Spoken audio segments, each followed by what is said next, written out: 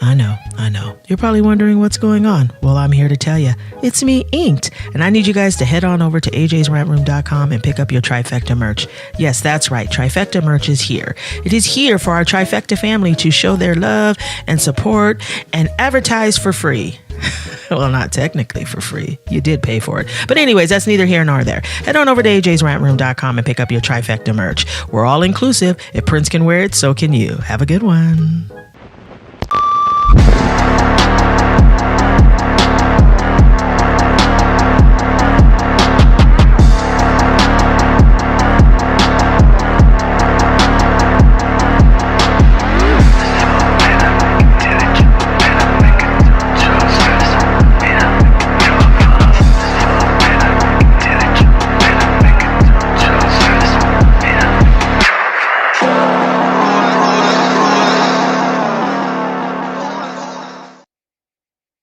It's always lit over at AJsRANTroom.com. We got the best bags and accessories, our beloved Black Series. We got fresh lids for you hat lovers, fire jackets and hoodies, and of course we got you covered on the t-shirts. And introducing our first shoe line, Aloysius Germain. So get on over to AJsRANTroom.com today and get to shopping. You won't be disappointed. Let's go. All right, so let's get one thing straight right out the gate. I'm a little hot, so there might be a lot of cussing tonight. I don't know. It depends on how much I can control myself. I'm hot. It's been a hot week, hot weekend, and I ain't here to sugarcoat nothing. So I'm a straight talk it. I'm gonna say the hard truths. I'm going to say it like I mean it, and I don't give a damn how you feel about it. And if it makes you squirm, that's great. That means you need to hear it. So today in our politics fix, we're pulling off the lid. We're going to talk about the rise of political violence, and I'm not going to talk about polite debates or Twitter beefs. I'm here to talk about the madness building up in our streets. And we sit back and we watch our politicians play dumb to the situation. I think that's even more infuriating than the actual violence itself. And then in our uncomfortable conversation, we're going to continue on the realm of political violence, but we're going to add another layer to it. The Black community. The blacks. Yeah, the Black folks. Because apparently y'all have, been misinformed about the departed Charlie Kirk, and he was racist and he was homophobic and he was all that thing, and he was none of those things. And so we'll bridge the gap between your perception and the reality of the situation. And let's be clear, I'm cracking it wide open. And then on our Turntable Rewind segment, which is our music rewind section, we're rolling back into 1993, the year, the charts, the airwaves, the box office. Oh, everything was on fire. The number one song, the number one album, the number one movie, plus the explosion of genres that changed the sound of a generation. And we have an adorable throwback picture for you for our AJ throwback segment. And then, of course, the Leave Me Alone segment is going to be outright hilarious, followed by an inspiration point that will uplift your spirit and tell you who's really in charge. And that's our Lord and Savior. All that and more coming up on the RANT Experience.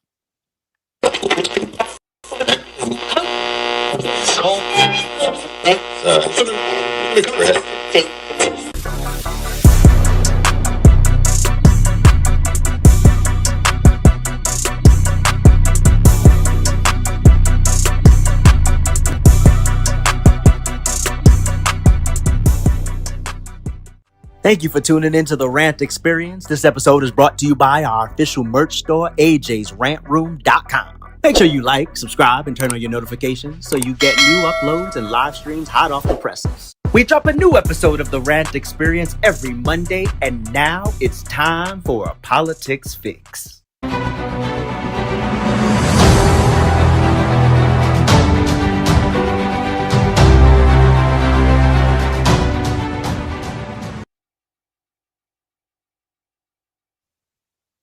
Political violence is bullshit. Yeah, I'm gonna make it clear. Blah, blah, blah. Political violence is absolute bullshit. It ain't no fancy way to dress it up. Ain't no nuance that will make it palatable. You can sit here, puff out your chest, and call yourself anti-fascist, and then turn around and cheer when someone gets murdered just because of their political beliefs. That ain't anti-fascist. That's literally hypocrisy with blood on its hands. Now, we got to be honest about where this violence is coming from. Over the past few years, the radical left has been wilding out, riots, burning down cities in the name of justice, riots, harassing people at restaurants for wearing a red hat, politicians smiling while their base throws Molotov cocktails. From Portland to Minneapolis, the radical left has normalized chaos as a form of political speech. And if you think I'm exaggerating, scroll back through the last decade of headlines. Businesses destroyed, innocent people attacked, even folks murdered, all because they dare to think or vote differently. But let me say this. I'm not interested in playing team sports when it comes to violence. I'm not unifying with lunatics on either side of this conversation. If you storm the Capitol waving flags, acting like mad people, like this ain't a tailgate party, I'm calling you out. You're wrong. If you torch your own neighborhood in the name of justice, you're wrong. If you stalk and kill someone in cold blood because you don't like who they support, you're wrong. Violence ain't ever the answer. Period. Period. Look at the recent years. It's all there. Political assassinations, attempted kidnappings, street clashes dressed up like protests. We watched cities burn in 2020. We saw attacks on politicians, media figures, activists, you name it. And every time, the same people who lecture about democracy dying in darkness get really quiet when it's their side holding the lighter. That selective outrage is poison. Now, let's talk solutions, because ranting without direction is just noise. You know what I'm saying? And even though this is the rant room, I do believe in being solutionary. So, what's the next steps? First, we need consistent accountability. If you throw a brick through a window in the name of politics, you should face the same penalty as the next guy. I don't care if you're wearing a MAGA hat. I don't care if you're wearing a Che Guevara t-shirt. The law should be applied evenly. No more two-tier justice system where one side gets excuses and the other side gets handcuffs. Second, we need courageous leaders. I mean, leaders with balls, big cajonas, leaders on both sides. Stop winking at violence when it benefits them politically. You can't tweet peace and love with one hand and then write a check to bail out rioters with the other, Kamala Harris. Either you're for law and order or you're not. Third, we need a culture shift. We need a dramatic shift in the culture. We got to stop worshiping politics like it's a religion. Too many folks are out here finding their whole identity in red versus blue. That's how you end up dehumanizing your neighbor. And once you do that, it's easy to justify violence, a la what happened to Charlie Kirk last week. We need to go back to being people first, Americans first, before we're partisans. And finally, we need everyday citizens to reject it. Don't feed into the hype. Don't celebrate when somebody's on the quote other team suffers. If you cheer when political enemies are attacked, you're planting the seeds. You're planting the same damn seeds that will grow into violence against your side tomorrow. Bottom line, political violence is cowardly. It's bitch assness. It's hypocritical, and in the end, and it's a dead end. You don't fix America by burning it down. You don't protect democracy by applauding assassinations. The real strength is in the discipline to fight with ideas, with speech, with ballots, not bullets. So nah, I ain't unifying with lunatics. I'm standing with truth, and the truth is simple.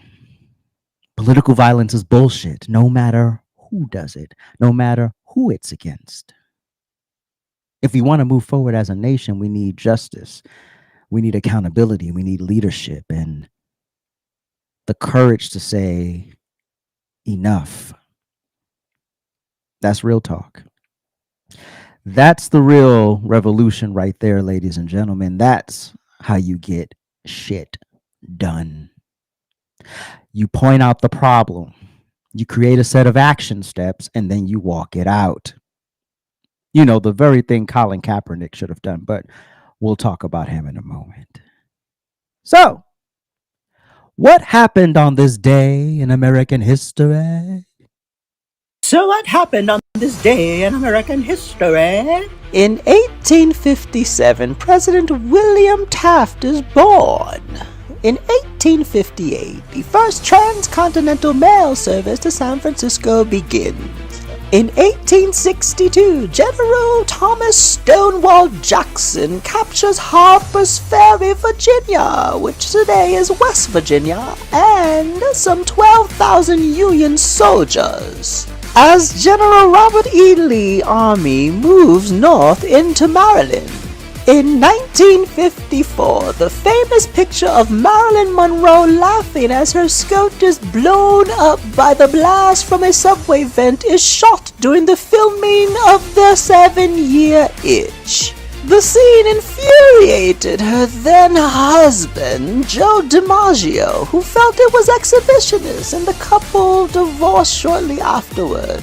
In 1963, a bomb explodes during Sunday morning services in the 16th Street Baptist Church in Birmingham, Alabama, killing 4 young black girls.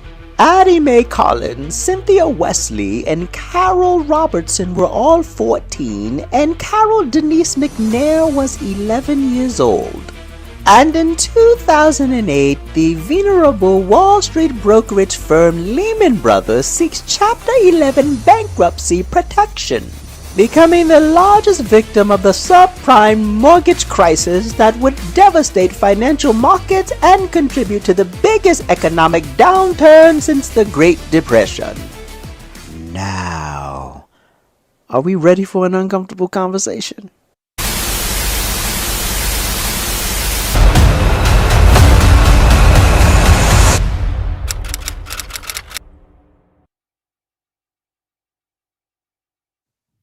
Now listen, I'm sick of this shit. I'm sick of watching my people get played like pawns on a chessboard and still clapping for the same hustlers who's been robbing us for decades. Y'all mad at the wrong damn things. Y'all mad at Charlie Kirk, but you ain't mad at the fact that every ghetto in America is Democrat run, broke down, and bleeding black bodies every damn weekend? You're mad at black conservatives, but you ain't mad at the black on black crime. And yes, there's a such thing as black on black crime. Stop playing in my damn face. You're a nigga. You're a nigga. It's black on black crime. And then sitting here waiting for 2 white people to be violent so you can justify your fucked up behavior. This is the problem. It's called facing the truth. I can point to somebody else's problems, somebody else's issues, but if I refuse to acknowledge my own, that called that I'm a fucking idiot.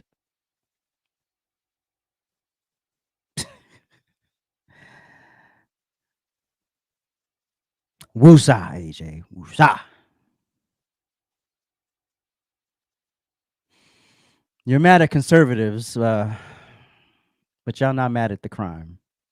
Y'all not mad at the black on black crime that is wiping out generations of young men faster than any so-called white supremacist. You're mad at the wrong shit. You ain't mad. You're stupid. Charlie Kirk ain't your enemy. He ain't racist. He ain't a homophobe. He ain't a white supremacist. But you let people who profit off your anger convince you otherwise. Racism in its raw form is vile and destructive. Real racism is lynching, segregation, people locked out of jobs and housing just for their skin color. Not somebody disagreeing with your fucking politics. And definitely not for someone who literally creates platforms for black folks. Turning Point USA's Black Leadership Conference and Blexit. The Black Leadership Conference literally took over 400 young black folks to the White House. I don't know too many racists who do that. and then supporting Blexit on top of that. That's the only time I ever saw Charlie Kirk in 3D was at a Blexit rally. He was directing the line at the Blexit rally. And I think I told this story on the lunchtime rant. And I looked over and I was like, damn, he tall. I never knew Charlie. I didn't know he was that tall. That dude was tall. And I'm sitting here like, that's not racism. How the hell is mentoring young Black conservatives into real careers racism? When did that become racism? Maybe in a minute, something I'm missing. I don't know. But the last time I checked, the white supremacists will never mentor you into a professional relationship, especially where you could possibly be in competition with them. Who would do that? Y'all can't show me a racist who would do that. You would show me a racist that will throw you pennies like LBJ. He'll throw you just enough to shut you the hell up, but he ain't gonna throw you enough to actually make a difference. And those words literally came out of his damn mouth, and y'all still supported that man. Mm-hmm. Y'all still support that man, even if you didn't know the quote. Even if you didn't know that conversation existed, y'all still support that man. But okay, yeah, it's the Black conservatives. Yeah, it's Charlie Kirk. Charlie Kirk's the problem. Meanwhile, look at the heroes you mofos are propping up. Dr. Umar Johnson raised over $1.6 million to build a school. 10 years later, what do we got? No school, no students, no classrooms. We ain't got a damn classroom to be found. But he's still on live stream asking you for cash apps. And then debating when he'd feel like you didn't give him enough, making sure you give him more next time. Otherwise, his ungrateful ass is going to call you out again. This is the same dude who, after the grift was drying up, he offered a dating service, basically, essentially $500 to go out with him, and he'll pay for the date. Essentially, you're paying for your own date anyway, because he's going to take from the $500 to pay for the date.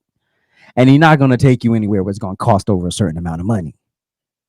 And I'm sure some idiot out there paid for it. But yeah, the Black conservatives are the problem. AJ's the problem. Yeah. Trifecta hour is the problem. Yeah, we're the problems. We're the problems. Yeah, I know. But let's be clear. That ain't leadership. That's called robbery. Mm-hmm. When people are lying to you and you're clearly, they're lying to you and you refuse to call it out the first time, okay, it's on them. The second time and every other subsequent, it's on you. The fool. Al Sharpton. Been out in these streets for 55 years. And what do we have to show for it? We damn sure don't have safer communities. We don't have better schools. We don't have stronger families. But his life certainly got better. I mean, the suits got tighter. The waist got smaller. The bank account got fatter. Not to mention he flies private everywhere, right? It's not cheap to fly private. He's been living off Black pain like it's a trust fund. And y'all sitting here worried about Charlie Kirk's words. Perspective, isn't it? That's crazy as hell. And don't get me started on Black Lives Matter. Literally a Marxist hustle led by 3 Black lesbians. 3 Black lesbians who pocketed $90 million. Did they build a single after-school program? No. Did they fund a scholarship for the next Black doctor or scientist? No. Did they even fix the relationship between the cops and the community? Hell no. That wasn't the agenda. The agenda was to get these fat Black lesbians paid. That's how you knew it wasn't an organically Black movement. The moment you have 3 lesbians in charge, right there, this probably ain't organically Black. This probably ain't for us. But you fell for it anyway, right?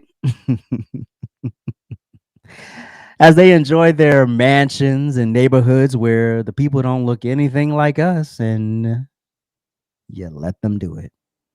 I've seen no outrage. I've seen no protest saying, hey, our $90 million pay for that. You bring your ass out here right now. Because you know what would happen? They're going to call the police. They're going to call the police. Remember when Candace Owens pulled up? Candace Owens said, mind you, Candace Owens was like 8 months pregnant. Pulled up. Pull up to Patrice Culler's house in the valley, and I know exactly where Patrice Cullors lives, Laurel Canyon Drive.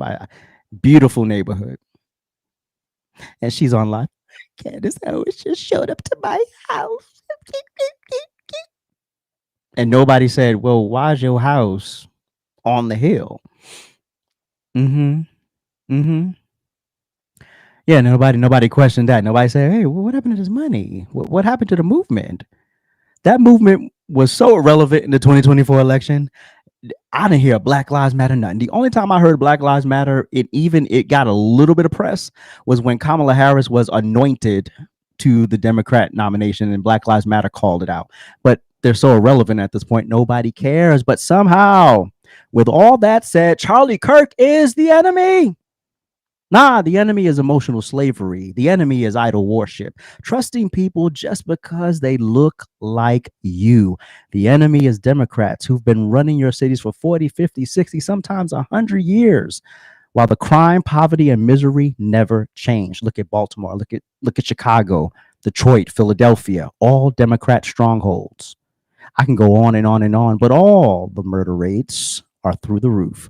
All places where schools are failing at historic levels. And yet you are mad at conservatives. You want to be mad at people who tell you to take responsibility, to stop waiting on the government, to break the cycle. You got it all twisted. I mean, look at Maxine Waters, for example. 40 years in Congress, not a damn thing to show for it, but awards and applause lines. Look at Colin Kaepernick. Ain't thrown a football in years, but still collecting millions of dollars from corporations because he can lend and license his face and likeness. Oh, yeah. But, the police brutality, right? Mm-hmm. Yeah. You got. And he's still playing you people like you're gullible. And you can't say a bad thing about Colin Kaepernick. I forgot I think he was a former wide receiver. He was on the Pivot podcast. Can't remember I know his face, but I can't remember his name right now. And he literally said he support what Kaepernick was doing, but where were the action steps after you made the stink and got the attention? There was no action steps. And they raked that man through the coals for literally telling the truth. That's literally, where's the action steps? When Rosa Parks set her ass down on that bus, after that night and all the other people who sat down that day, because she wasn't the only one that did it, there was a set of action steps after that. It wasn't just, we're floating in the air. And the fact that from the moment Rosa Parks sat down to the March on Washington, I think that was about 9 years. And they did that without Twitter. They did that without Facebook. They did that without social media. They did that without emails. They did it with landlines and telegrams. So if they could do it in 9 years with telegrams, and here we are almost, I think, 7, 8, 9 years since Colin Kaepernick, what the hell are we doing? In the modern world, you could rally people up to go out this weekend if you want to in the modern world. But no, you're gonna do that. It's the black conservatives' fault. It's the conservatives' fault. Yeah, they're the ones making your lives miserable. But you keep celebrating these people while your communities rot. You want to glorify that, defend that, but attack people who are actually trying to tell you the truth, the whole truth, and nothing but the truth. And guess what? The truth will set you free, but first it'll piss you off, man. Y'all are mad at the wrong shit. Yeah, you're mad at the wrong stuff. Y'all out here worshiping George Floyd. Now, oh, Jesus. Oh, Lord. Y'all act like this man is some kind of saint. Let's stop playing. This man was a career criminal. He literally impersonated a city worker, forced his way into a pregnant woman's apartment, and held a gun to her stomach. But that's what you defended. That's what you defended. That's who you march for. That's who you burn down cities for. That's who you raise money behind. That's what you can find redemption and nuance in. Meanwhile, Charlie Kirk says words that hurt your feelings, and suddenly he's the devil. If y'all don't get the hell on with this, get out of, oh my gosh. The day George Floyd died, he wasn't some innocent angel. He wasn't just sitting there eating an ice cream and the cops decided to come over and mess with him. He was out there trying to pass counterfeit money, high as a kite. And when the cops pulled up, he didn't comply because he knew he had drugs on him. He overdosed. And in my mind, in my theory, in my conspiracy, he did it on purpose. And that's the truth, in my opinion. His autopsy revealed no trauma, no major trauma to his neck. But instead of focusing on his choices, the narrative became Chauvin's dumbass kneeling on his back. And yeah, that was stupid. I've always said Derek Chauvin is one of the stupidest people in the United States of America because George Floyd would eventually have succumbed to the streets. You'd still be a free man. Now, whether you were a good cop or a bad cop, that's not the debate here. But at least your ass would be free, and he probably would be dead by now anyway. But no, we can't do that. You know, we got to sit here and play into these optics. But with all that said, George Floyd's decisions led him to that fateful moment, period, full stop. Now, you can cry about it. You can run and clutch your pearls. You can call me whatever types of names you want, but you can't dispute a fact. Did his decisions not lead to that? His decisions led to that moment, right? Oh, okay. I just want to make sure I'm not bugging out here. But let's talk about some stats. In 2021, the CDC reported that homicide is the leading cause of death for young Black men ages 15 to 34. Over 90% of those homicides done by other Black men. Interesting, isn't it? That ain't white supremacy, ladies and gentlemen. That ain't systemic racism. That's us. Us.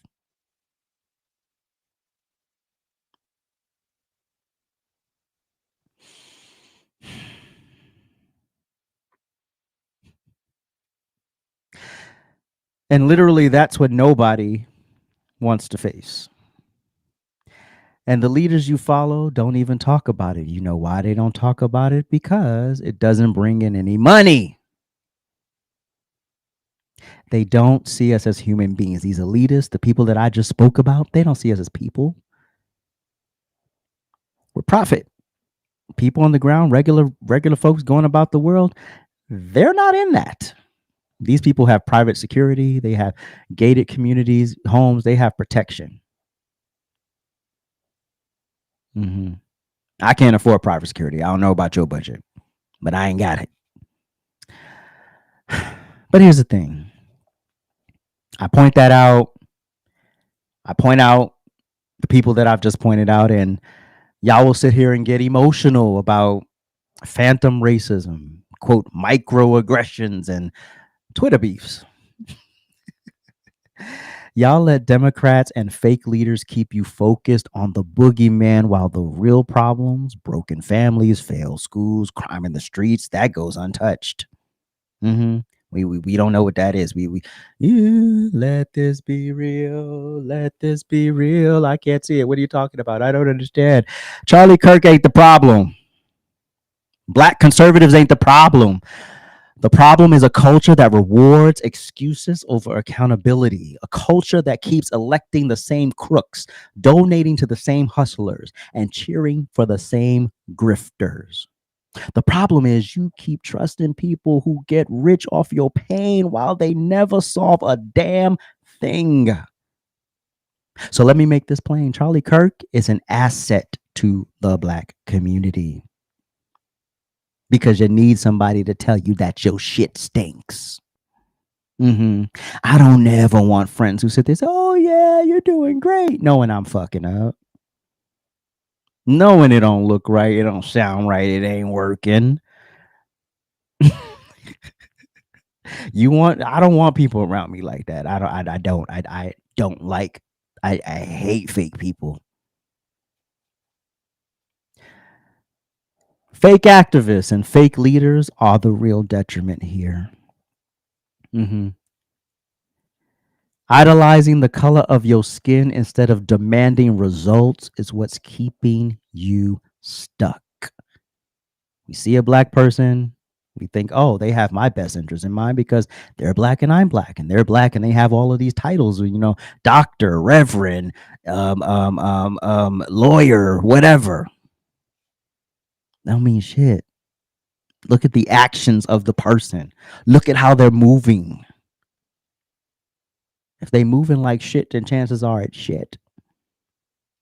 Y'all have given a lot of these people decades of your time, generations, new babies brought into the same bullshit. Yeah. And quite frankly, I'm bored. For the most part, I'm trying, I see a little bit of change. Some folks are coming around, but I'm gonna need to see a bit more. But the bottom line is you've been lied to, you've been played. And until you wake the hell up, until you stop being mad at the wrong shit, the cycle ain't never gonna end. Ever. And that's why I'm mad as hell. That's why I'm frustrated. That's why I'm annoyed. You literally have Soros-funded publications posting hit pieces on Charlie Kirk, calling him racist, calling him homophobic. And when you literally watch the videos of this man, you can see he was anything but that. You have black pastors standing their non-pastor asses in the pulpit preaching race. That's not a pastor. That's an activist.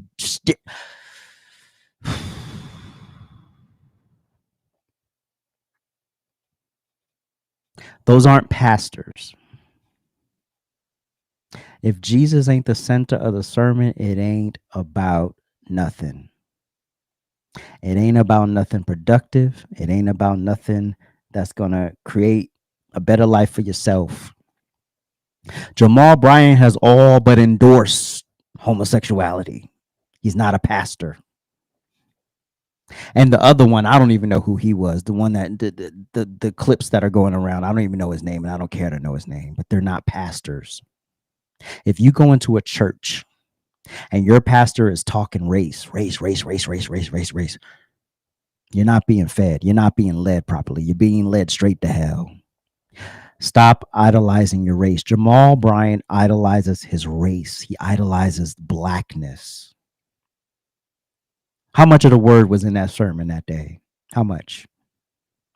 This is what he probably did, because they all do it. They pull a scab from the Bible. It's like, oh, blah, blah, blah, blah, blah. And then they talk about that for 2 seconds, and then they try to spin it into some modern day news cycle or something, and then try to feed you whatever propaganda they want you to hear. That's what they do. That's the trick.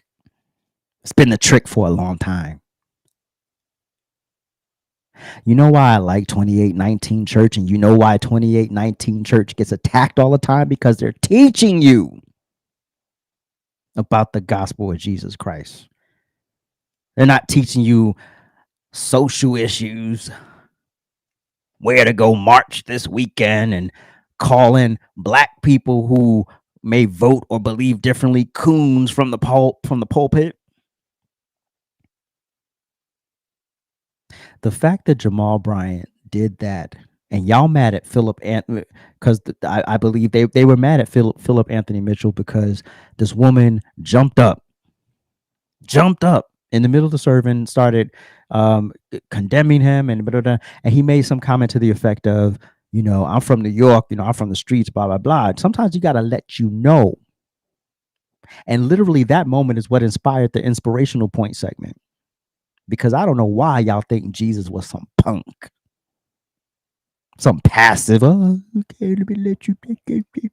That wasn't Jesus. That wasn't Jesus. I don't know what Jesus y'all knew, but that ain't Jesus. Jesus was not passive. No. He told you what it was, how it was, and what it was gonna be. No. There was no passive. I don't know why. I don't know why people think that.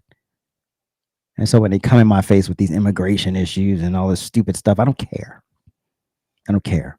You don't go into the church to come out the same person. If you don't go to the church to better your life, to improve your life, to shift things that ain't working, then why are you in a church? To feel good? Hell, you could feel good at the amusement. You could feel good at the club. You could feel good anywhere. But I'm not. I'll save the rest of that for the inspirational point segment. I had to get that out, y'all. I had to get that out because these people are going to be the final downfall of the Black community. I'm gonna tell you that right now, the final downfall. Because if y'all don't get y'all shit together, and y'all see how America's progressing, and y'all see that now y'all have to earn it, and you can't be some lazy bum who happens to have brown skin, but you did just enough to get in the door, that ain't gonna work no more. If you're not building these damn kids up to compete, guess what? They're gonna fail. And another thing about Black people, Charlie Kirk debated, is he debated about he was debating this Black man, and he was talking, the Black man was saying our DNA is different. He was like, no, it's not. Charlie Kirk was like, no, it's not. Our DNA is not different. Meanwhile, you'll have a stupid ass like Nick Fuentes say, oh, well, Black people are different. They're not as smart. That's stupid shit, right? The stupid, dumb ass theory, because the reason why they think Black people are stupid, I'm going to put you on the game if you haven't been aware of it, is that they intentionally miseducated us. They intentionally kept books away from us, knowledge from us. And then when we didn't know, they blamed us for that too. So it wasn't that we weren't capable or we couldn't learn it or we didn't understand it. It was that we were never exposed to it. So if we're never exposed to something, you can't blame people who weren't exposed to something. That's why I always say, you know what you know when you know it. That's it, period. I mean, fuck if you learn it at 45 or if you learn it at 3. The point is, you know what you know when you know it. That's it. So this whole notion that Black people are dumb, that's rooted in the racism. Meanwhile, that nigga's still breathing, but Charlie Kirk gets the bullet. Let me move on before I say too much.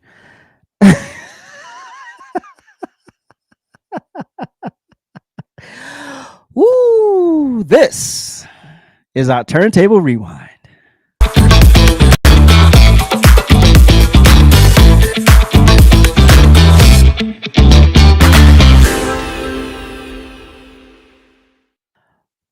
Woo! Rewind back to the time. The year is 1993.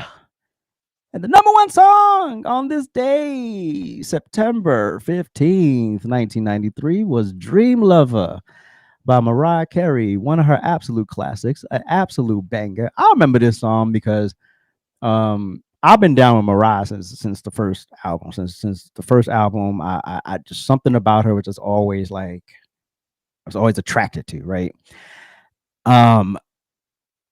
But I remember this song really being the song where like the street niggas really started to turn to her. Yes, we go. Yes, Claude. We go back like babies with pacifiers. But this was the song because of the sample, and let's talk about it. So, Dream Lover was released on July 27th, 1993 by Columbia Records as the lead single from the singer's third studio album, Music Box. Its lyrics were written by Carey, with music composed by Carey and David Hall, and was produced by Carey and Walter Afanasieff and Hall. The song incorporates a sample of the hook from Blind Alley by The Emotions, previously used in Ain't No Half Steppin' by Big Daddy Kane, and that's why niggas liked it. So this was literally, if you look at Mariah's career, this really started to set her up to really push into hip hop music even more, and to really blur the lines between the genres, which was, absolute genius to start setting it up like that. Dream Lover marked a more pronounced attempt on Carey's part to incorporate hip hop into her music, and was seen in her decision to work with Hall, who had previously produced What's the 411 by Mary J. Blige. This was partly in light of the mixed reception to her previous studio effort, Emotions, which featured gospel and 1960s soul influences. hold on, sidebar. The Emotions record is not a bad record, but I get the critiques of the record all these years later. I get it. I get it. I get it now. Lyrically, the song pictures a protagonist calling for her perfect lover, her dream lover, to whisk her away into the night and not disillusion her like the others in the past. The song's music video was filmed by Diane Martell in upstate New York in June 1993. It includes an appearance by Carrie's dog Jack and shows Carrie dancing in a flower bed and field, swimming in a large pond, boarding a hot air balloon, and dancing alongside several shirtless male dancers. According to Chris Nixon, the video's carefree setting harmonized well with the song's soft instrumentation. Due to the song's strong radio airplay and extended charting, the video received frequent plays on several music video channels throughout the summer of 1993. Dream Lover was Carrie's seventh number one single on the U.S. Billboard Hot 100, topping the chart in its sixth week and stayed there for 8 consecutive weeks, her longest stay at the time. It replaced Can't Help Falling in Love by I Can't Help by UB40 and was later replaced by Meatloaf's I'd Do Anything for Love, but I Won't Do That. It spent 26 weeks in the top 40 and was ranked number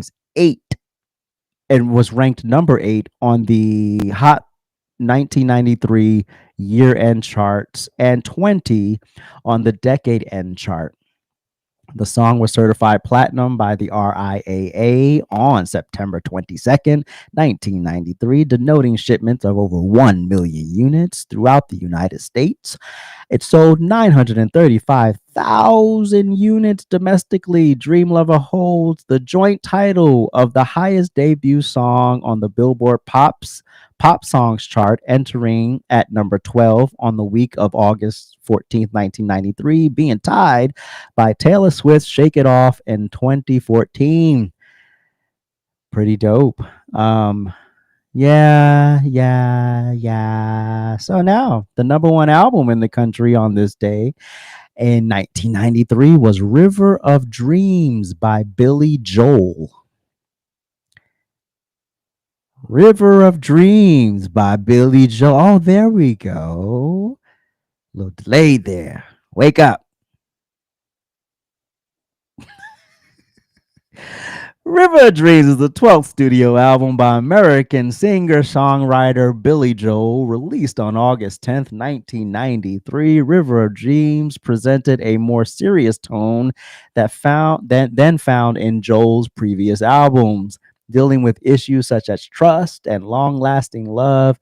It was rumored that the themes of trust and betrayal, particularly certain lyrics from songs like A Minor Variation and The Great Wall of China, stem from Joel's legal dispute with his former manager and ex-brother-in-law, Frank Weber, who reportedly embezzled millions of dollars from Joel. Wow. And used dubious account practices to cover it up. It was Joel's fourth and last album to reach number 1 on the Billboard 200 chart, a position it held for 3 consecutive weeks. River of Dreams is the last rock album Joel has released to date, as his next album, Fantasies and Delusions 2001, features classical compositions with solo piano performed by Richard Joe. I'm sure Richard's very talented. Since River of Dreams, Joel has recorded occasional rock pop singles and continues to play live. The album cover was a painting by Joel's then wife, Christy Brinkley. In 1993, Rolling Stone gave her the Top Picks Award for the best album cover of the year. However, in 2024, Rolling Stone listed it as one of the 50 worst album covers of all time. It's amazing how things can age well or not at all. Anyway, River of Dreams has moved over 5 million units in the United States.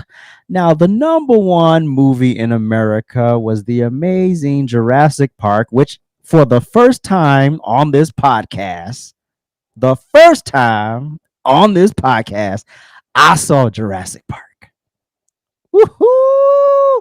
Whoop, boop, boop, boop, boop, boop, boop. All the previous weeks, I've seen none of them. And yes, I did see.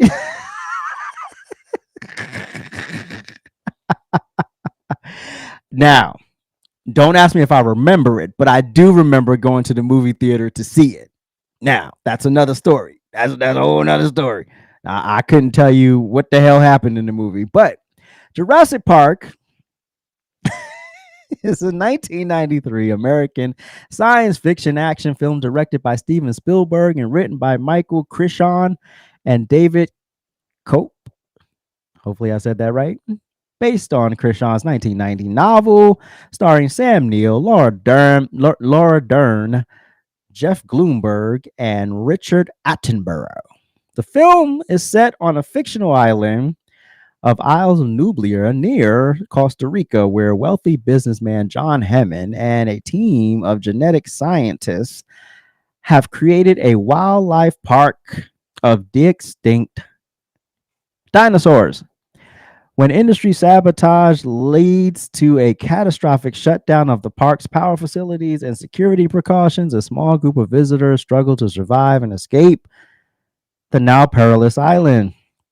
Jurassic Park became the highest grossing release worldwide up to that point, surpassing Spielberg's own 1982 film E.T. the Extraterrestrial. It grossed $3.1 million from Thursday night screenings in the United States and Canada on June 10th and $50.1 million in its first weekend from 2,404 theaters, breaking the opening weekend record set by Batman Returns a year before. Jurassic Park held that record until 1995 when Batman Forever took it. It grossed $81.7 million by the end of its first week. Very good. Very, very good. Now, the one thing I want to talk about is the year 1993 overall, because the year 1993 was just pretty dope. And it was one of those years where music started to shape like the soundtrack to my life, so it's like one of those years where I can remember like vividly, like music videos and stuff. That's when I really started to pay attention really to music, was like around that time. And then I just remember that year was just like, and that's why I got into so many different genres, because they were all just dope and I just loved them, so from hip-hop to dance to R&B to metal.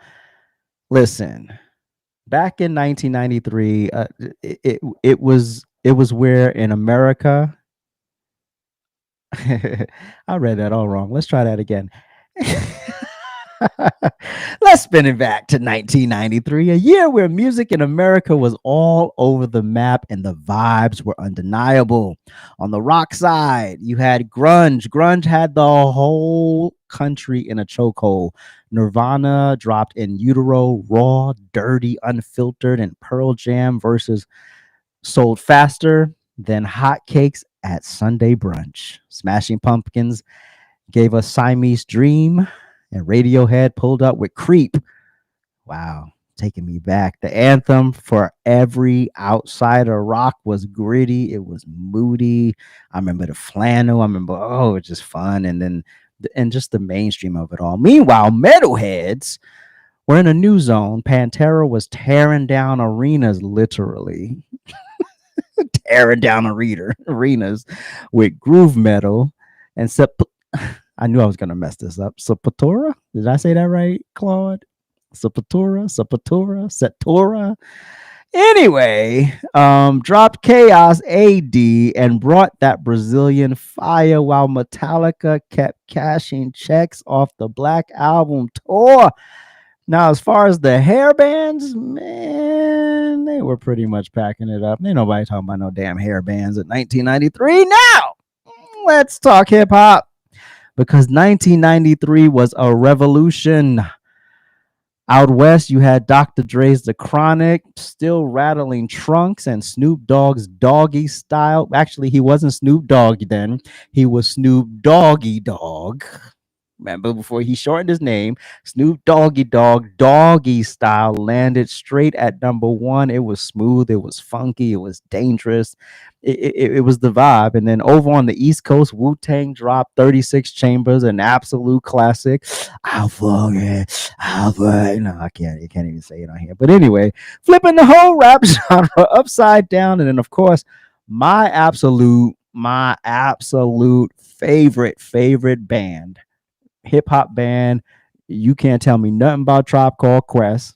You cannot tell me a damn thing about Midnight Marauders, Tupac, Onyx, Ice Cube. They all had a say. Rap wasn't just music in 1993. It was a cultural earthquake, and that is a fact. And in fact, I believe because of Onyx, Run DMC's Down with the King was rougher because they were influenced by Onyx style. So if you listen to the way Run DMC rapped on shut up, Claude, shut up. How they rapped on Down with the King is literally influenced by Onyx. And then let's get on over to R&B, because the Queens and the Kings were doing their work. Whitney Houston was still floating on the Bodyguard soundtrack. I Will Always Love You was absolutely untouchable. The queen of it all, Janet Jackson, dropped Janet and refined Sexy and Smooth all at the same time. You had SWV, you had Shy, you had Jodeci, you had Boyz II Men, and countless other girl groups and boy bands. I mean, every radio station had that soulful blend of love jams and New Jack Swing. Now let's get on down with some country. Garth Brooks was running things, selling out stadiums like a rock star. Reba McEntire, Alan Jackson, George Strait, they kept it classic. Baby, I remember, because the only time I would get exposed to country was like the American Music Awards. And then I remember, like, I was like, why don't we hear I don't know anything about, certain demographics in the country, obviously.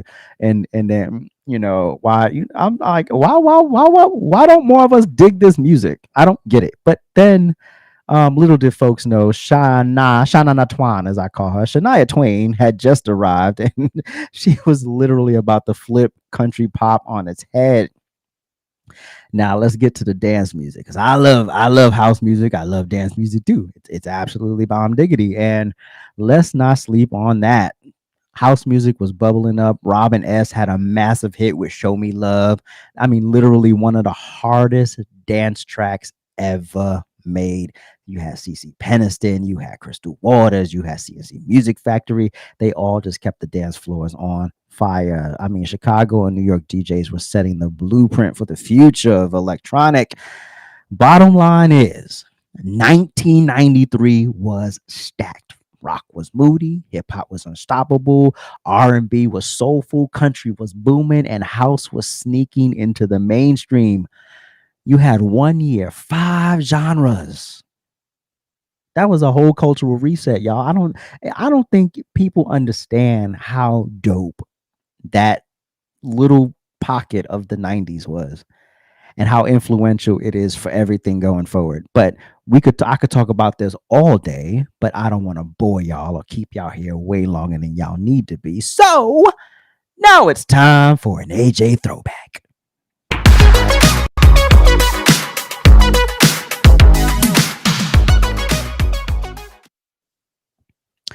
Woo! Look at those. You got a set of ears on you, boy.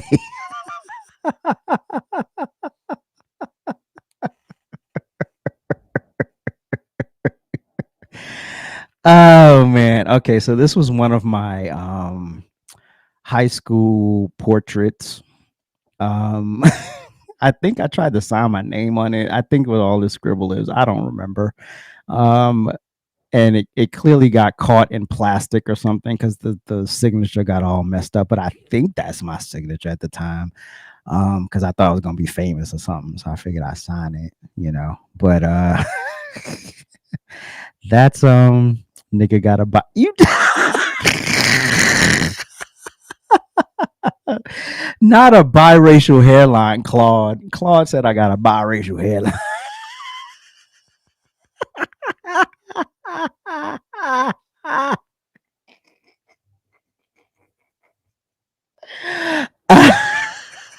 I could never quite get the line right.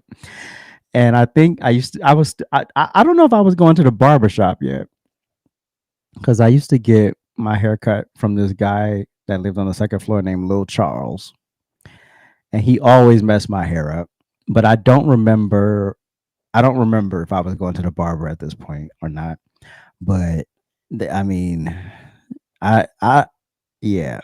That's not my tux. That they gave us that, I think, at the wherever we took the pictures, which was at school somewhere.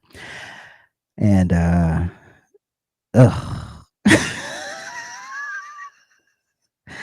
there you have it. Had a little fun. Where are we?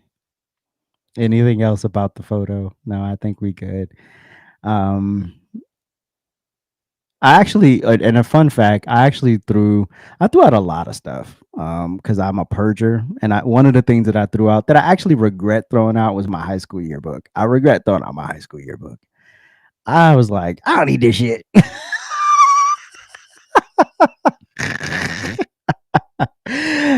Literally, I get in those moods where I'm just like, it's too much stuff. It's too much stuff in here. Get it out. I like space. I like space. I don't like clutter. I don't like 5 million pieces of furniture. Like just keep it cool. Just keep it simple, you know. But anyway, if there's something I regret throwing that out. I also regret throwing out a lot of the letters from high school that I like would exchange with people. Like the first girl I kissed, you know, we had a whole bunch of letters or whatever. I threw all that shit out. Anyway, man, leave me alone.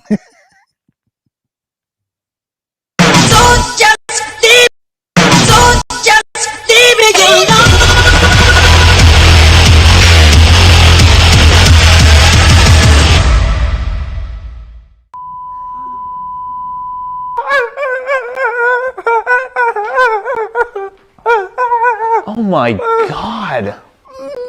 What happened to him? Wait, what?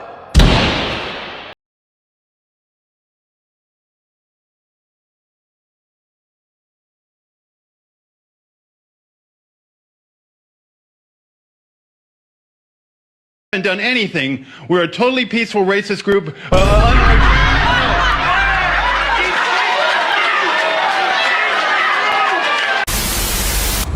And you ain't never seen 36 look this good. Is what? Oh, okay. This. Be nice. I'm finding it. Here's what I wore today as a non-binary person. I paired this beautiful striped dress from Stitch and Feather with some black pump. Gay! Bitch, did I tell you? Not the fucking red meat. Did I tell you? Did I tell you? Did I tell you? I wanted to get my food. I told those people, please step up the rock.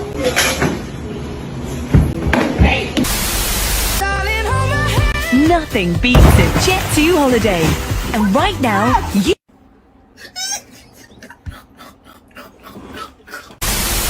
Ain't that gonna hinder you from obeying your helper? Get rid of it.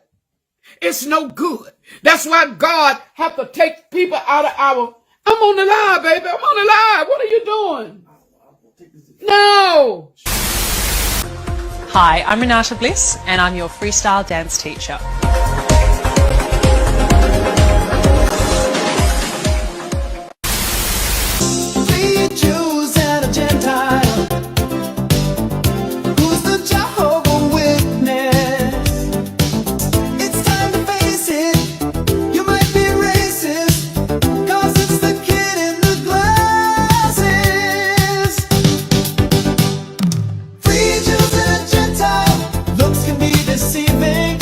Free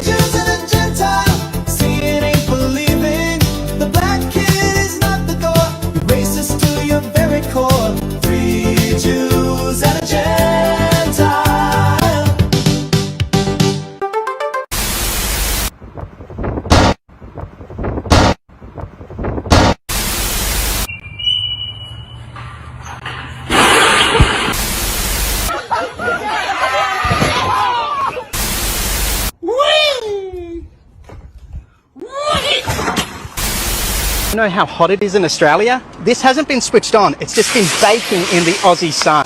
Just goes to show. It's all metal. It's all metal. Let it go. Shut up, John. Yo,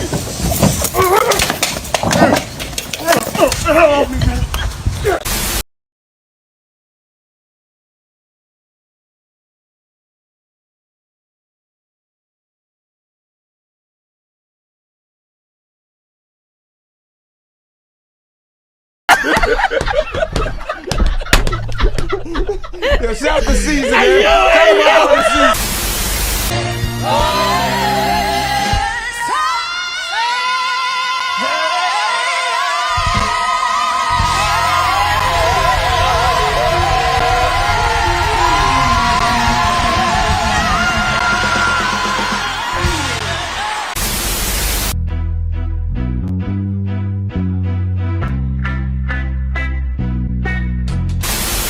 Dominicans be like, sickle cell is common among African Americans.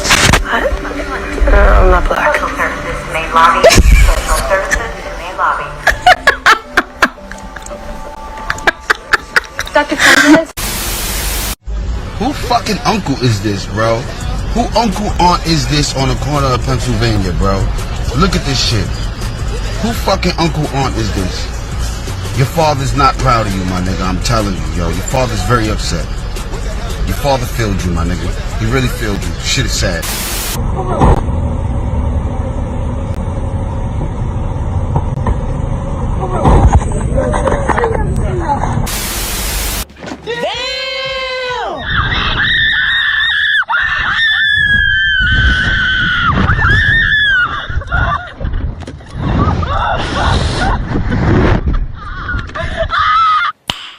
nice.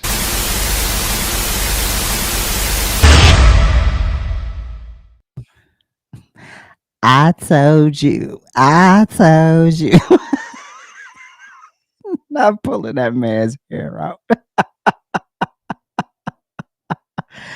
Oh, can somebody ask Claude what he's watching on TV? My producer is distracted. That's why he missed the cue earlier. What is the producer watching that he ain't focused? Wait, that's on now? I thought that was 8 o'clock. Well, technically, it'll be 8 o'clock when this airs. Why you didn't? I read the times wrong for the game. Really? You couldn't say something? You couldn't say the game is on? Don't pre-record it at 6, pre-record it earlier, or just do it live? Ah, you know what? Anyway, let's land at our inspiration point.